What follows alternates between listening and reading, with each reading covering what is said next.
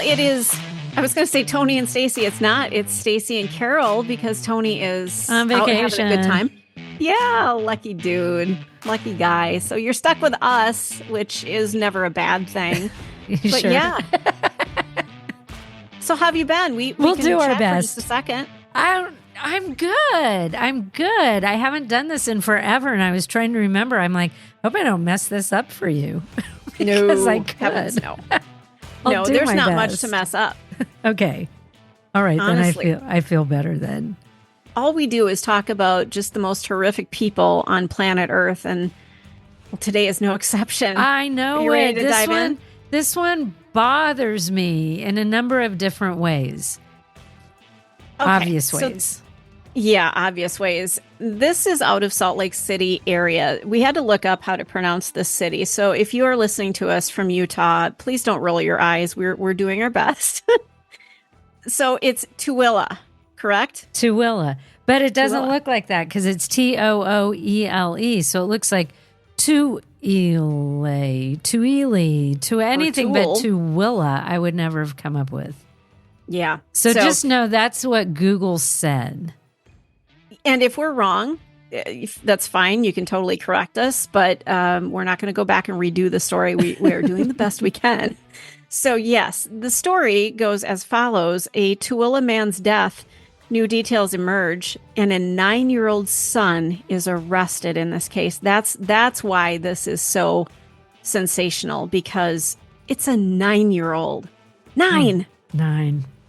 Some startling revelations have surfaced regarding the death of a Tooele man, shedding light on a tragic incident that led to the arrest of his own 9-year-old son. A search warrant obtained by Scripps News Salt Lake City has disclosed critical information regarding the circumstances surrounding the demise of the victim, whose identity remains undisclosed due to his age being 9 years old. According to the warrant, the investigation into the death, which occurred last month on February 16th, indicates a deeply distressing sequence of events. Authorities were initially summoned to the Tooele residence under the suspicion of a suicide attempt. However, upon arrival, they discovered a 32-year-old man unconscious and bleeding from head injuries. Despite efforts to save him, the victim succumbed to his wounds later at the hospital. The search warrant exposes that 8 individuals, including the victim, his 9-year-old son, 2 adult roommates, and their 4 young children, were present in the household at the time of this incident. Shockingly, it is revealed that the victim and his son shared a room, reportedly due to the child's behavioral issues. Now, further investigation has unveiled grim details surrounding the victim's injuries. A man suffered a fatal gunshot wound to the back of his head, along with multiple lacerations to his head, face, hands, and arms, indicative of defensive wounds. Now, among the chilling discoveries at the scene was a handgun with a missing bullet and a blood-covered tomahawk-style hatchet.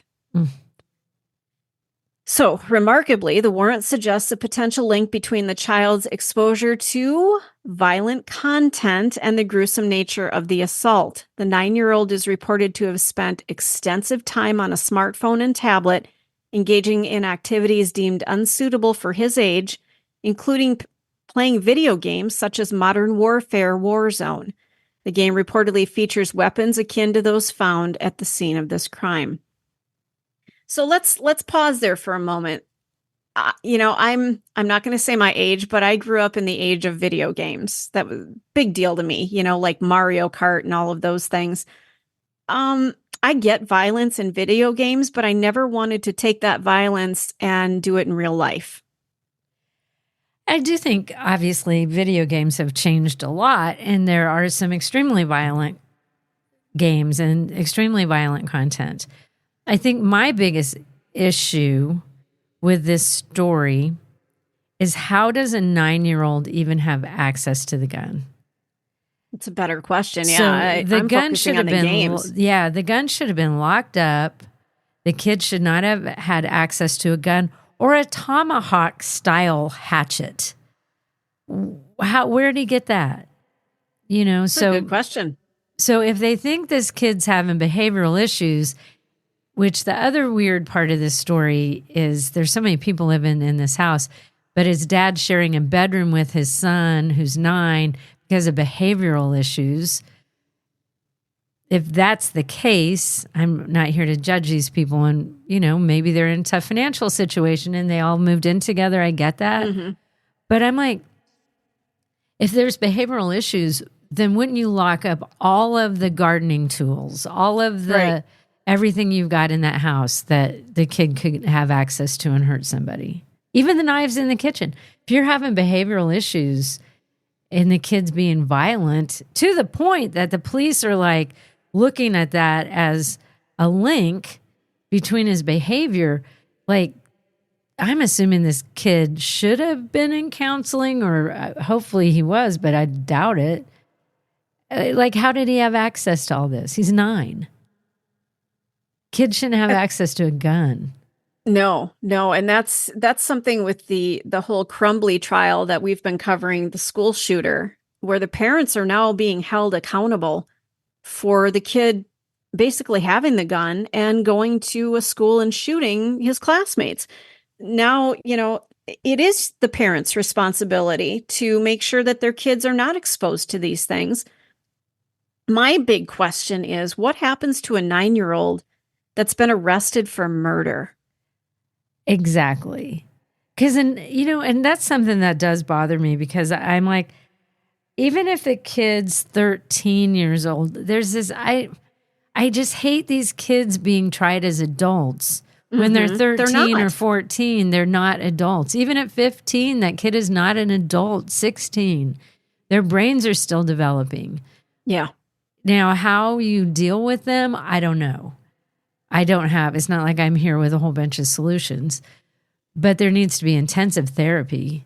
And I don't know if, my guess is, there's some issues here that go deeper than just video games.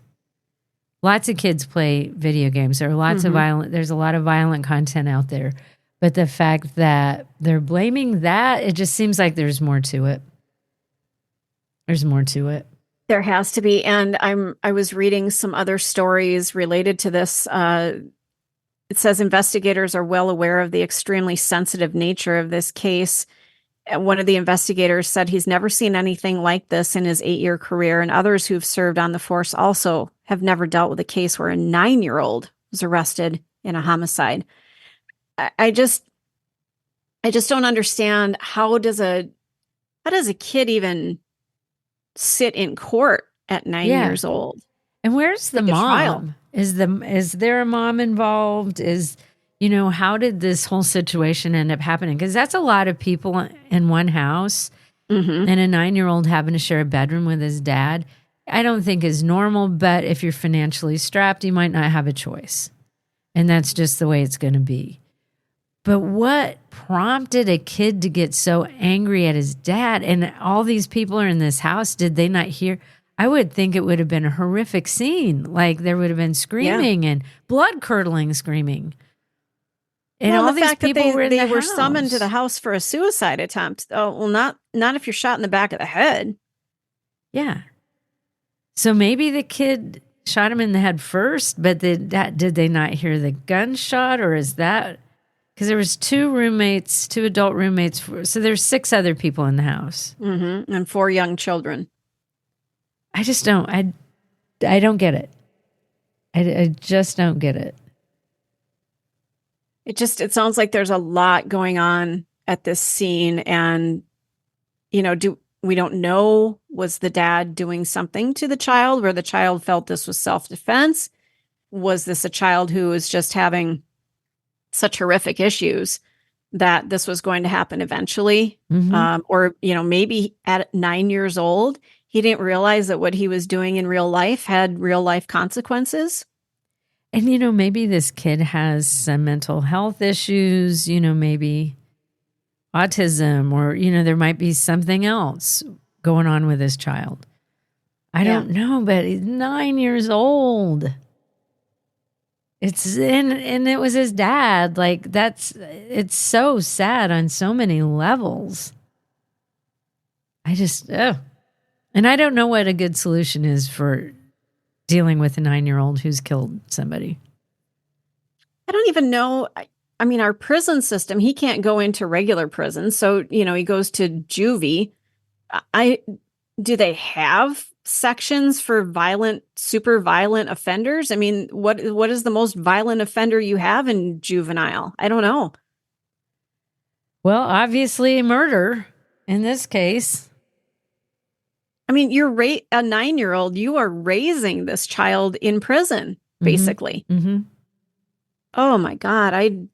That would be something that we need to investigate. Need to talk to somebody in the justice system. How does that work with a 9-year-old? Yeah. How, do they end up in school? I mean, not going to school, but are they schooling them, or do they just throw them away and go, you're going to be here for the rest of your life? In juvenile, they obviously continue school, but it's not like a prison has 5th grade. Right. 4th grade, I think in his case. I'm not sure. I mean, he should still be, I'm guessing, like coloring with crayons at this point. You're consuming the Hidden Killers podcast. Want more? Start binging on all of our true crime podcasts right now through Apple Podcasts and get an ad-free experience when you sign up to be a True Crime Today Premium Plus member exclusively on Apple Podcasts. More of the Hidden Killers podcast dropping soon. Press subscribe now.